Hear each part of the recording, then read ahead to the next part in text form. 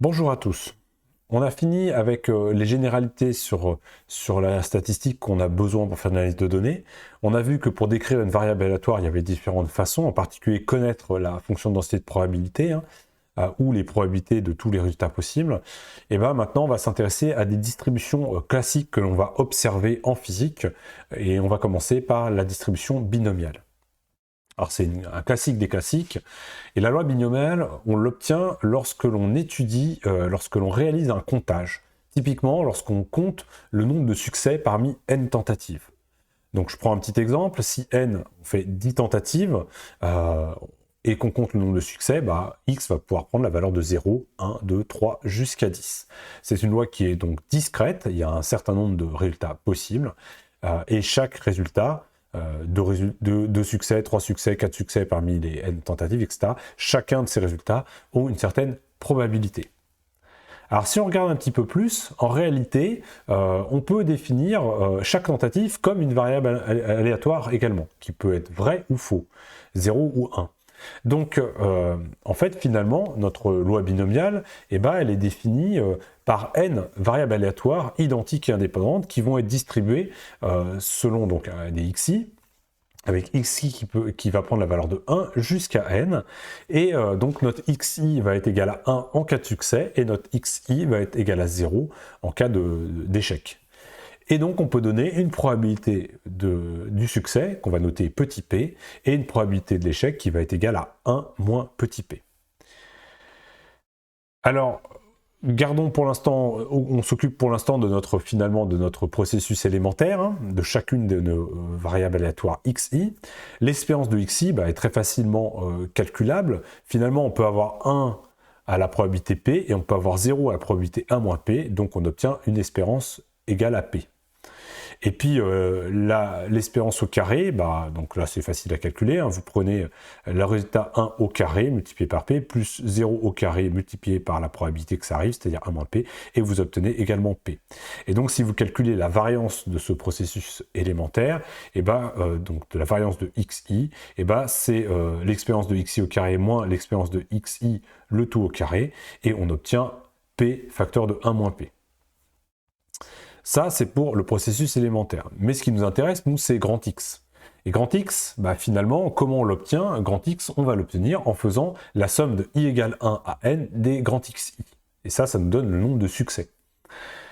Alors, on peut calculer l'espérance. Pour calculer l'espérance de grand X, finalement, on va faire la somme des espérances de xi. Pourquoi on aura de faire la somme des espérances? On l'a vu précédemment, parce qu'en réalité, ce sont des événements qui sont indépendants. Ce sont des variables indépendantes, les grands xi. Donc finalement, j'ai le droit de faire la somme des espérances.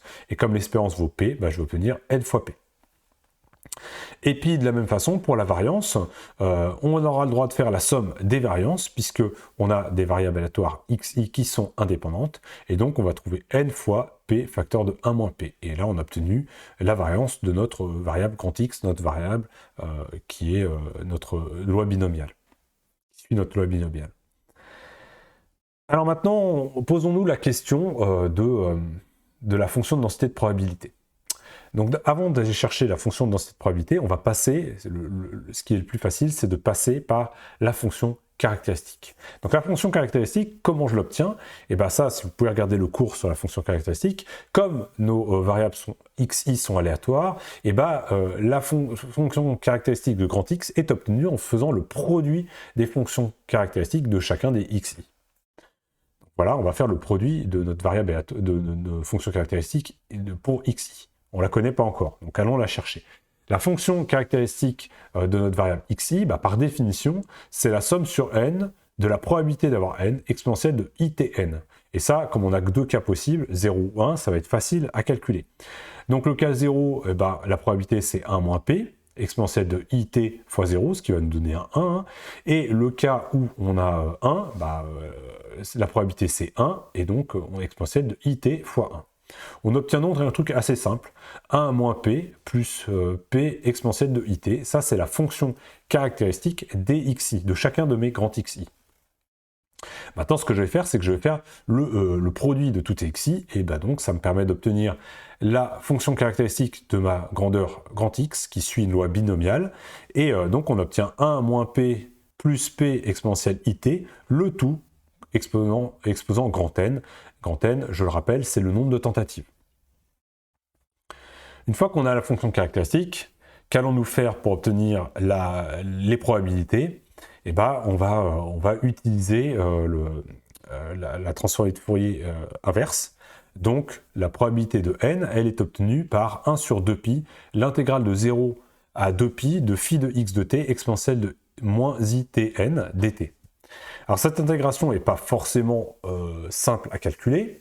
Là, j'ai juste remplacé phi de x, phi de x de t parce qu'on a démontré précédemment, hein.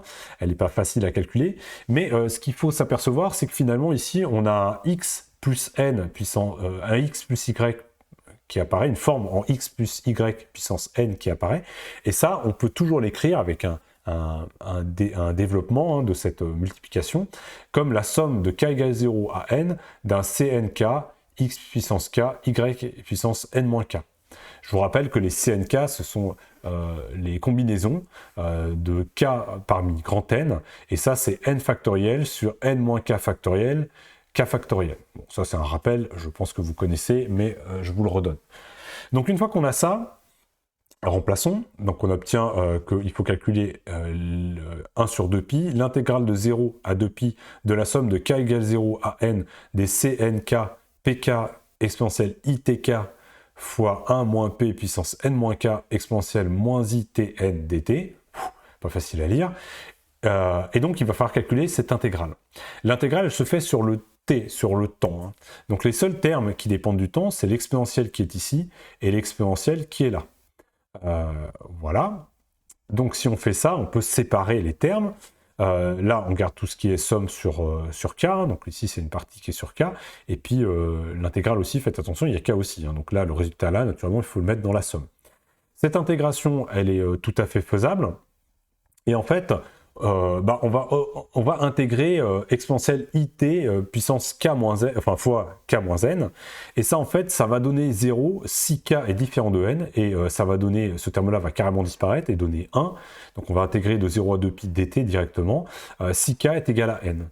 Donc cette intégration est facile à calculer, elle vaut 2pi si et seulement si k est égal à n, sinon elle vaut 0. Donc ça va nous impliquer que notre somme, on va devoir prendre k égale petit n, et on va remplacer cette intégrale par 2pi. Donc on obtient une simplification des 2pi, le 2pi qui va apparaître ici et le 2pi qui est là, et la somme disparaît, et on va juste remplacer k par n. On obtient que la probabilité de n, c'est donc un cnn, c grand N petit n, p puissance n, 1 moins p puissance n moins grand N moins petit n. Ça, c'est un résultat que je pense que vous avez déjà vu, hein, qu'on apprend le plus souvent quand on fait du dénombrement et qu'on fait des calculs de probabilité, mais on vient de le démontrer, et donc c'est ce qu'on obtient sur une loi binomiale, lorsque l'on a finalement n phénomènes indépendants, on a un succès ou non, on compte le nombre de succès qu'on va obtenir sur grand N lancé, et ben, la probabilité d'avoir petit n succès est donnée par cette combinaison fois le produit de la probabilité d'avoir n succès et la probabilité d'avoir grand N moins n échec. Donc ce qu'il faut retenir, c'est que la probabilité que x soit égal à n pour une loi binomiale est donnée par la combinaison de petit n parmi grand N fois la probabilité du succès puissance n fois la probabilité de l'échec, c'est-à-dire 1 moins p puissance grand N moins petit n. Donc ici, c'est vraiment le nombre de séquences que l'on peut faire de n succès parmi grand N tirages, et ça, c'est la probabilité associée à n succès sur grand N tirages. Voilà ce qu'il faut retenir pour la loi binomiale et les probabilités associées.